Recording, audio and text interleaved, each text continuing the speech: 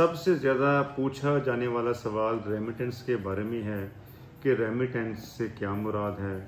تو آج میں اس کی وضاحت کرنا چاہوں گا کہ وہ رقم جو باہر کے ملک سے پاکستان میں کسی چینل کے ذریعے آئے اور وہ رقم فورن کرنسی کی شکل میں ہو، جیسے امریکہ میں رہنے والا شخص وہاں سے ڈالر بھیجے، سعودی عرب رہنے والا شخص وہاں سے ریال بھیجے، UAE میں رہنے والا شخص درہم بھیجے، تو وہ کرنسی جب پاکستان میں آئے گی تو یہ PKR میں کنورٹ ہوگی۔ اس پروسیس کو ہم ریمیٹنس کہتے ہیں۔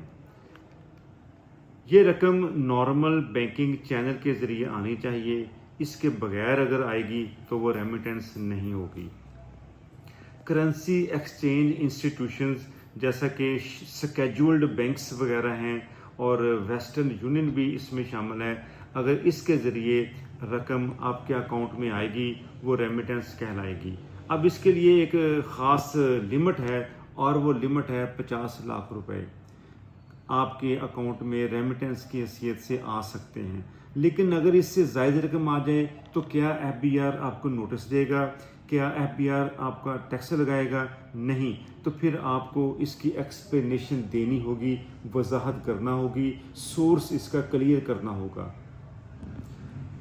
اگلی بات کہ جب آپ ریمیٹنس بینک کے ذریعے منگواتے ہیں تو آپ نے بینک سے PRC ضرور لینا ہے، پروسیڈ ریئلائزیشن سرٹیفکیٹ۔ اس کے بغیر ریمیٹنس ایکسیپٹیبل نہیں ہوتی۔ اس لیے جب بھی آپ کی باہر سے رقم آپ کے اکاؤنٹ میں آئے تو اپنے بینک سے آپ نے PRC لازمی لیں، یہ واضح ثبوت ہے کہ ریمیٹنس آپ کو آئی ہے۔ اور ایک اور بات جو میں یہاں پر کلیئر کرنا چاہتا ہوں کہ جو افراد اوورسیز ہیں، پاکستان سے باہر کام کرتے ہیں، وہ جب اپنی ریٹرن فائل کریں تو اس میں نان ریزیڈنٹ کو لازمی ٹک کروایا کریں۔ یہ بہت ضروری ہے کیونکہ ریزیڈنٹ اور نان ریزیڈنٹ میں فرق ہے۔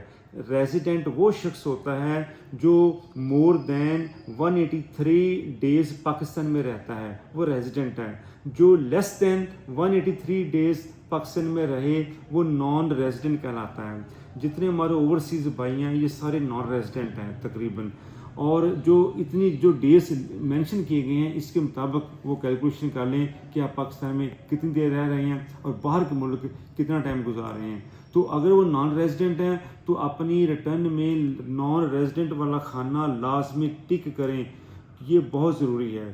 اس سے پھر اندازہ ہو جاتا ہے کہ آپ کی واقعی ریمیٹنس آپ بھیج رہے ہیں اور وہ ملک میں وصول ہو رہی ہے۔ Thank you.